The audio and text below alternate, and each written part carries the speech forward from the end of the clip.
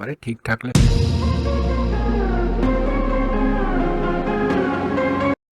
Hello, আসসালামু আলাইকুম, সবাইকে স্বাগতম জানাচ্ছি। এই ক্লাসে আমরা জানব বিশ্বকবি রবীন্দ্রনাথ ঠাকুর কবে নোবেল পুরস্কার পেয়েছিলেন এবং কেন পেয়েছিলেন সেই সম্পর্কে আমরা আলোচনা করব। চলুন শুরু করে দেই। 1913 সালে রবীন্দ্রনাথ ঠাকুর নোবেল পুরস্কার পান। গীতাঞ্জলি কাব্যগ্রন্থের ইংরেজি অনুবাদের জন্য তিনি সাহিত্যে নোবেল পুরস্কার লাভ করেন।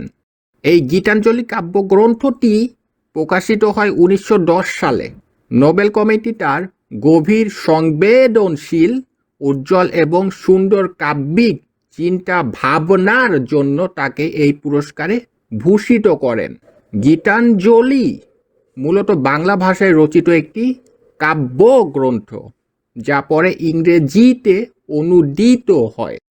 তার লেখায় মানবতাবোধ, আধ্যাত্মিকতা এবং প্রকৃতির প্রতি গভীর ভালোবাসার প্রকাশ ঘটে, যা বিশ্বব্যাপী পাঠকদের মুগ্ধ করে।